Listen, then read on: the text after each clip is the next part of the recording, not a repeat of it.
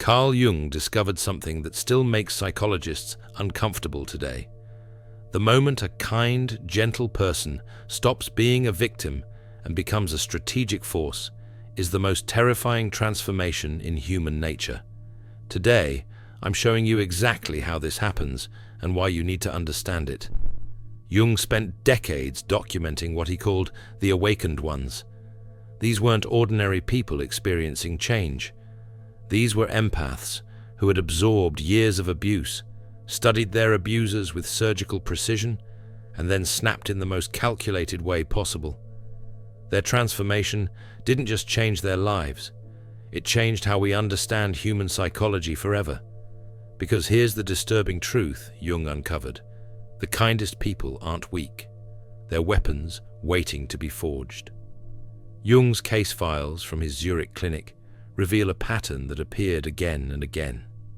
Patient after patient arrived carrying identical wounds. These were empaths who had been systematically destroyed by the people who claimed to love them. They came with bruises they explained away. They came with depression they blamed on themselves. They came with anxiety they tried to medicate. They came with a universal tendency to apologize for simply existing. But Jung documented something that made his blood run cold. These individuals hadn't just endured abuse, they had been studying it like scientists collecting data in a laboratory.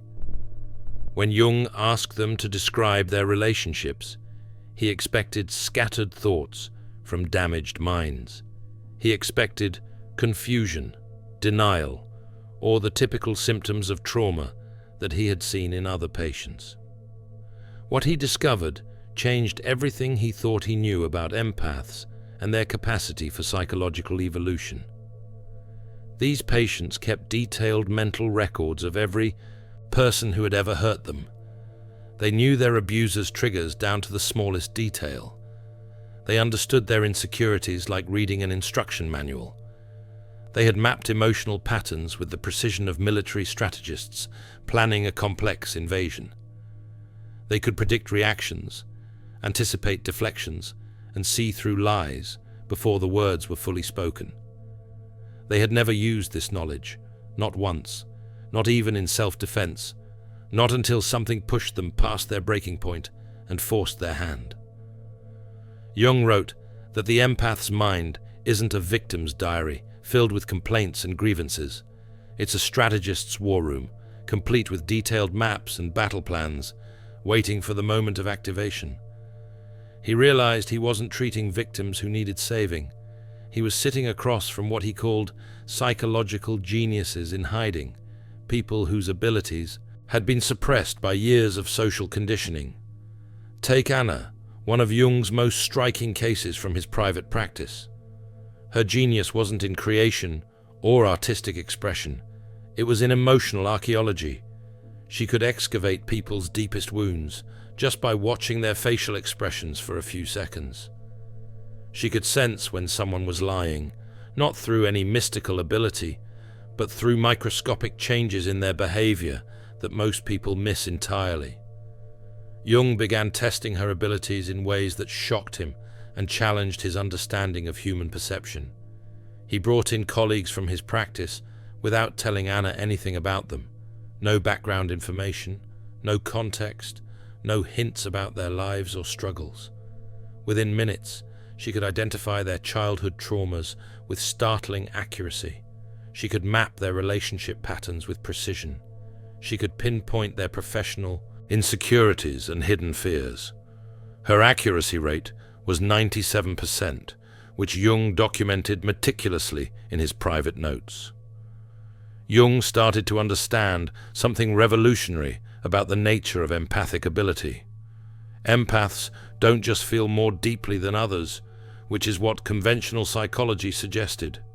They process emotional information faster and more accurately than anyone else in ways that seem almost superhuman. Their brains are wired for pattern recognition in human behavior at a level most people will never reach in their entire lifetime. What others dismiss as mere intuition or lucky guessing, empaths know is data collection. Its accelerated emotional pattern recognition running constantly in the background of every interaction, every conversation, every social encounter. They're reading micro-expressions, vocal tones, body language, energy shifts, and countless other data points simultaneously, while appearing to simply listen to someone speak. But society had taught Anna that this gift was a curse that needed to be suppressed. Every time she tried to voice what she saw with clarity, every time she pointed out the lies or the manipulation or the hidden agendas that others pretended not to notice, people called her too sensitive or overly emotional. They told her she was imagining things. They said she was paranoid, dramatic, or creating problems where none existed. She learned to silence herself to fit in and avoid conflict, to doubt her perceptions even when they screamed truth, to apologize for seeing what others couldn't see or refuse to acknowledge. She learned that speaking truth made her the problem, so she stopped speaking and started absorbing instead. But the truth doesn't disappear just because you stop speaking it aloud. It accumulates like pressure in a sealed container. It builds and builds with nowhere to go. And in Anna's case, it had been accumulating for 28 years, creating a psychological pressure that would eventually need release. Empaths aren't broken, they're alchemists in progress. The Alchemist's Path gives you drills, Jung-based boundaries, and 3 exclusive chapter videos to turn overwhelm into clarity. By Surreal Mind, 236-page downloadable ebook, in stock. Begin now at thesurrealmind.com. This connects directly to what Jung called the danger of seeing what others don't, which he considered one of his most important discoveries. Superior perception often leads to isolation because truth-tellers are rarely welcomed. When you see clearly what groups want to ignore, when you point out the elephant in the room that everyone has agreed to pretend isn't there, you become a mirror that society cannot bear to look into without discomfort. The highly perceptive individual reveals problems that already exist in the collective unconscious, problems that groups have unconsciously agreed to suppress. This makes them targets for shadow projection, where people attack them for reflecting what they refuse to acknowledge in themselves. The messenger becomes the enemy simply for delivering uncomfortable truths. Jung documented this pattern repeatedly in his clinical work.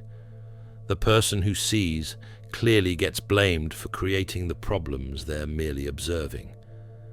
When Anna would gently suggest that someone seemed troubled or hiding something, that person would explode at her for being negative or creating drama out of nothing. When she'd express concern about obvious problems in relationships or family dynamics, people accused her of being judgmental or manufacturing issues where none existed. This wasn't coincidence or bad luck. It was psychological defense operating at the group level. Jung realized that most people find it easier to attack the person reflecting their shadow than to examine what's being reflected back at them. This creates what he called the scapegoat phenomenon. Highly perceptive individuals often become the designated problem in every group they enter, not because they cause problems through their behavior, but because they reveal problems that groups unconsciously agree to ignore for the sake of maintaining comfortable illusions. Jung realized that Anna wasn't having a nervous breakdown as her family suggested. She was having a breakthrough that would fundamentally change her psychology. The transformation happened through what Jung called shadow integration, under extreme duress. The trigger was always the same across his cases, appearing so consistently that he documented it as a universal pattern. Betrayal, not just any betrayal, but betrayal by someone the empath had completely trusted and protected with their silence. In case after case, Jung documented the same scenario unfolding. The empath would discover infidelity, financial betrayal, or emotional manipulation from their closest person. Someone they had defended, someone they had made excuses for, someone they had given chance after chance despite seeing red flags everywhere. What made it devastating wasn't just the act itself, It was the realization that they had seen the signs all along and ignored them. They had silenced their own perceptions to maintain the relationship and keep the peace. They had doubted their gift to avoid confrontation and conflict. Then came what Jung called the clarity event, a moment of psychological crystallization. The moment when the empath's pattern recognition finally overwhelmed their need to believe the best in people. When the evidence became so overwhelming that denial was no longer possible. When the accumulated truth demanded acknowledgement. Most people expected empaths to cry, to scream, to fall apart emotionally when this happened. Their abusers expected emotional chaos they could use against them, the same playbook that had always worked before. They expected guilt, apologies, another round of the empath taking responsibility for everyone else's behavior. What happened instead terrified everyone involved and changed the dynamic permanently. The empaths became unnaturally calm. Jung described it as the moment the victim realizes they've been playing chess while everyone else thought it was checkers. A switch flipped inside them that could never be turned off again. The fog lifted and everything became crystalline clear. These empaths didn't attack in the traditional sense. They didn't rage or seek revenge through destruction. They simply began to speak truth with clinical precision. They revealed everything they had observed, catalogued, and silently endured for years, not with cruelty for its own sake, with accuracy, like surgeons identifying each diseased organ before removing it, like investigators presenting evidence in a court case. This wasn't revenge in the emotional sense. It was clarity finally being expressed after years of suppression. Jung realized these empaths were finally using their gift of complete perception, not to excuse behavior anymore, but to expose it with the full force of their accumulated knowledge and documentation. He called this shadow integration, the merging of previously split aspects of self. The moment when someone stops denying the parts of themselves they were taught to hide. The empath's shadow wasn't evil as they had been told. It was their suppressed intelligence, their silenced intuition, their denied strength. It was their capacity to set boundaries, to say no, to walk away from toxicity without guilt. When they finally integrated these aspects of themselves, they became what Jung called psychologically complete. Not perfect, but considered the most dangerous psychology sign he ever encountered in his decades of practice. Shadow projection combined with absolute certainty. This is what Jung warned about extensively in his work on the dangers that unintegrated people pose to individuals and societies. Manipulators see traits in others that they deny in themselves. They project their own capacity for deception, cruelty, and selfishness onto everyone around them while maintaining complete conviction in their own righteousness. They accuse others of exactly what they themselves are doing. They create what Jung called reality distortion fields. They don't just see people incorrectly. They convince others to see through their distorted lens, recruiting allies to their false narrative. Jung observed how shadow projectors unconsciously recruit others into their distorted reality through a process he called collective possession. When someone presents their projections with absolute conviction, with unwavering certainty, others experience psychological pressure to align their perceptions with the projector's certainty rather than trust their own contradictory observations. It's easier to go along with the group than to stand alone with truth. This is how families turn against scapegoated members who were actually the healthiest people in the system. How workplaces mob innocent employees who threaten the collective delusion. How communities destroy individuals based on projected accusations that have no basis in reality. The projector becomes the center of a psychological storm, unconsciously organizing others into attacking the very qualities they cannot accept in themselves. But awakened empaths become immune to this psychological manipulation. They trust their perceptions completely now. They see emotional games forming before they're fully played. They recognize the recruitment attempts for what they are. They cannot be gaslit because they've learned to trust their internal reality over external pressure. Their pattern recognition system, honed through years of careful observation, allows them to spot manipulation attempts before they take root in their consciousness. Jung wrote that the awakened empath becomes a living lie detector, not through judgment or superiority, but through presence and awareness. This immunity to projection is what makes integrated empaths so dangerous to toxic systems. They expose dysfunction simply by refusing to participate in collective delusions anymore. Their mere existence becomes a threat to systems built on lies. Jung spent years following these transformed patients after their integration, documenting their progress and evolution. What he discovered kept him awake at night, pondering the implications. These individuals had become extraordinarily successful in ways that seemed almost supernatural to outside observers. Their businesses thrived because they could read clients' real needs before those needs were voiced aloud. Their new relationships were healthy because they could identify emotional predators within the first conversation, sometimes within the first few minutes. Their decisions were flawless because they trusted their intuitive intelligence completely without second-guessing every instinct. Jung realized something that made his hands shake as he wrote his notes late at night. These empaths hadn't become less empathetic through their transformation, as one might expect. They had become perfectly empathetic, which meant they were also perfectly strategic. They understood human psychology at a level that made them nearly omnipotent in social situations.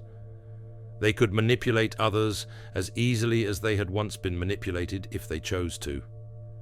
They could destroy anyone who had ever hurt them with surgical precision, using the detailed maps they had created of those people's psychological vulnerabilities.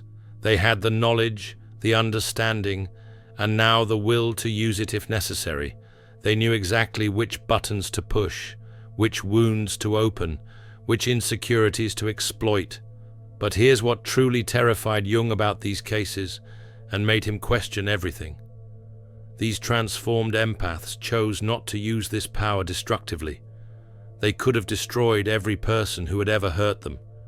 They had the information, the emotional intelligence, and the strategic capacity.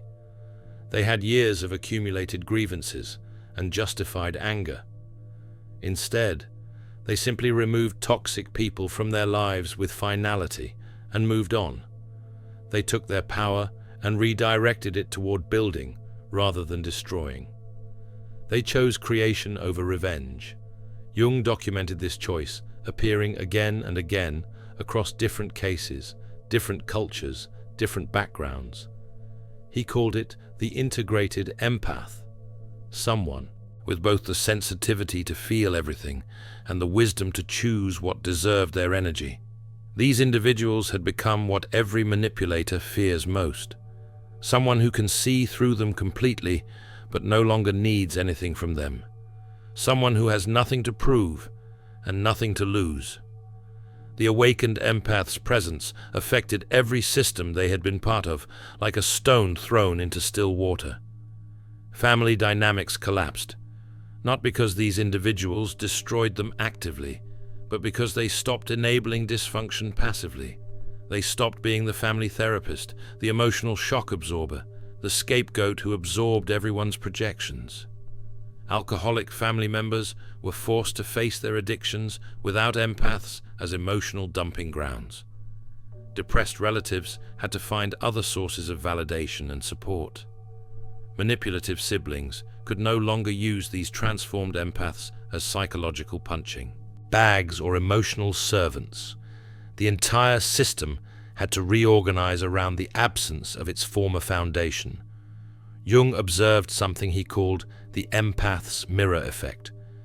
These transformed individuals didn't have to actively confront people's dysfunction anymore. Their mere presence reflected issues back with uncomfortable clarity, Manipulators couldn't stand to be around them because they felt exposed, seen through, unable to operate their usual psychological games.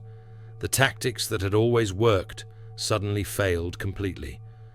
Meanwhile, authentic people felt safe with these empaths for the first time because there was no hidden agenda, no people-pleasing, just honest connection based on mutual respect. This transformation forced everyone around them to evolve or reveal their true nature. There was no middle ground anymore. The healthy people in their lives grew stronger from their example. They felt inspired to do their own shadow work and set their own boundaries. The toxic people exposed themselves through desperate attempts to pull these empaths back into old patterns using guilt, manipulation, or recruiting others to pressure them. Jung realized he had witnessed what he called the weaponization of compassion itself. These individuals represented the highest form of psychological development he had encountered, not cold or disconnected, but selectively generous with their gifts. They had become what he called love with boundaries, someone who can care deeply while protecting themselves absolutely, someone who can offer compassion without sacrificing themselves on the altar of other people's dysfunction. Jung's research revealed something that still makes psychologists uncomfortable today.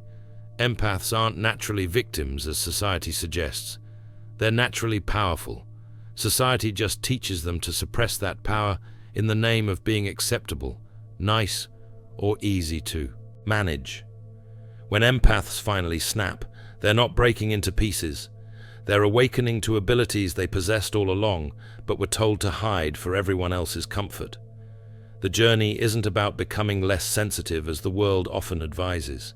It's about becoming consciously sensitive, wielding sensitivity as the superpower it actually is. Jung concluded that these individuals didn't become different people through their transformation. They became who they always were beneath the conditioning. The kind heart remained intact, but it gained a backbone made of titanium.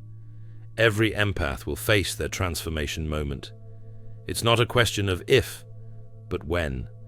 The betrayal so profound, it forces them to choose between remaining a victim or becoming sovereign.